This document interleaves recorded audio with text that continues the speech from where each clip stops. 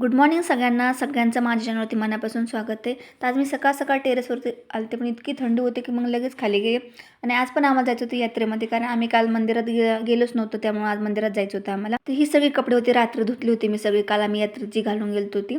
तर आणि आर्नो आलता मला फुले घेऊन, कारण त्याला देवाला फुल तोडा सांगितली होती, त्यामुळे तो मला पण म्हणलं मम्मी तुला पण मी 2 फुले घेऊन आलेलो होतो आणि तू केसात लाव. तर मी केसात फुलं नक्की लावणार, कारण छान होती फुलं आलेली, एक लाल आणि एक पिवळं.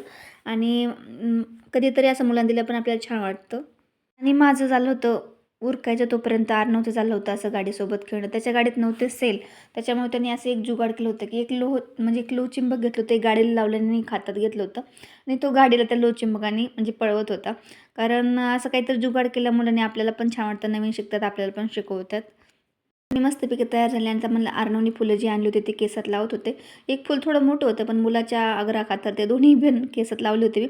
आता एक राहील किंवा एक नाही, म्हणजे राहतील किंवा नाही राहतील ते नाही सांगू शकत. कधी कधी नवऱ्याने दिलेल्या गुलाबापेक्षा मुलांनी दिलेला गुलाब मस्त वाटून जातो. तसंच काहीतरी आज माझं झालं होतं. मुलं आपल्यासाठी असं काहीतरी करतात तेव्हा छान वाटतं आपल्या सगळ्यांनाच, आईवडिलांना.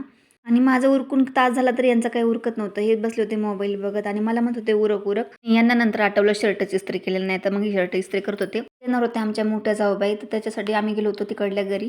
तर सगळे आले होते आणि सगळ्यांनी नाश्ता केला होता, कारण यात्रेतून बेल चिवडा जे घेऊन आलतो ते खाल्ला आणि परत यात्रेत गेलो. आणि पहिलं दर्शन देवाचं घ्यायचं होतं, त्यामुळं देवापाशी गेलो आणि जो प्रसाद असतो तो प्रसाद घेतला.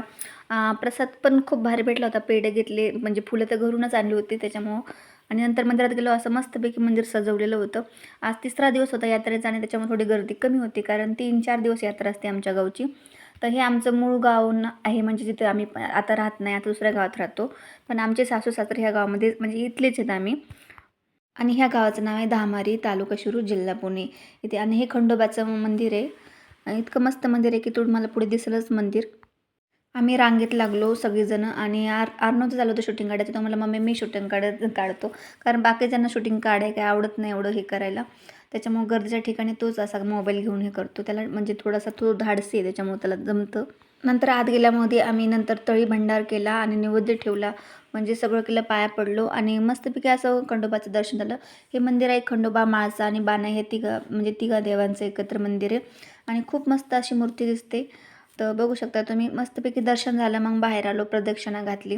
तर प्रदक्षिणा घालून झाल्यावर बाहेर आलो आणि पोरांना पहिली भूक लागली होती, त्यामुळे पाणीपुरीकडे गेलो. कारण काल जिथे आम्ही पाणीपुरी खाल्ली तिथे खूप पाणीपुरी म्हणजे भारी भेटते, त्यामुळे तिथेच आम्हाला आज पण खायची होती. म्हणून आम्ही पाणीपुरी खायला गेलो आणि काय किती खाल्लं तरी पाणीपुरी खाल्ल्याशिवाय काय आम्हाला काही जमत नाही कुठेही गेले तरी. आणि इथं खरंच खूप पुरी भारी होती आणि मलाही खूप आवडली इथली.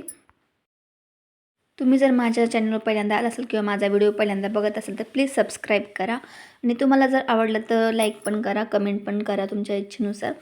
तर मस्तपैकी असं खाऊन झाल्यानंतर खाऊन झाल्यानंतर आम्हाला खरेदी करायची होती, पण आम्ही काही खरेदी केली नाही, कारण काल भरपूर खरेदी केली होती.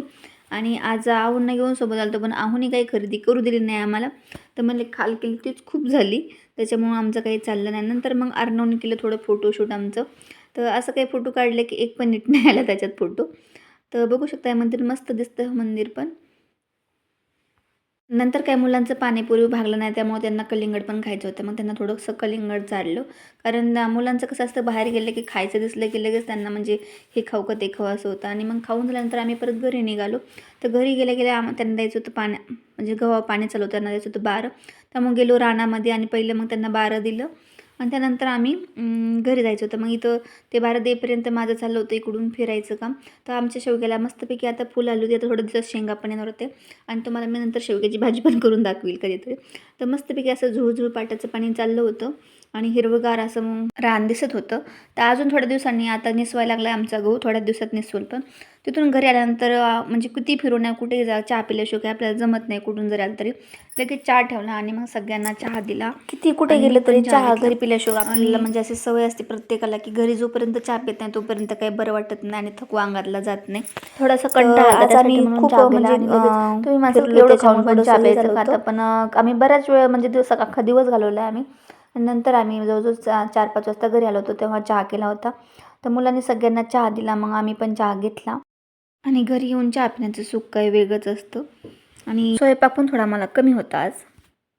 काही रात्री स्वयंपाक नव्हता, निवांत होते, फक्त कुकर लावला होता, कारण सकाळचा बराच स्वयंपाक उरला होता आणि यांचं अजूनही खाणं चालूच होतं.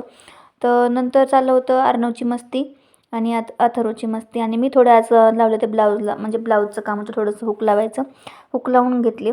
आज खूप दिवसातून मी संध्याकाळी काम करत बसले होते. किती दिवस झाले तरी असं काम करायचं सोडलंच होतं मी. मग आता पुन्हा सुरुवात केलेली आहे. मी पुन्हा कामाला लागलेली आहे. तर मस्तपैकी असे सगळं ब्लाऊजच्या हुक लावून घेतले, घड्या घालून ठेवल्या. आणि आता हे उद्या ब्लाऊज द्यायचे होते मला, त्यामुळं मी हे आजच करून ठेवलं होतं. आता माझं सगळं काम उरकलं होतं आणि आता आम्ही जेवण करणार होतो. तर भेटू पुढच्या व्हिडिओमध्ये. तोपर्यंत बाय बाय.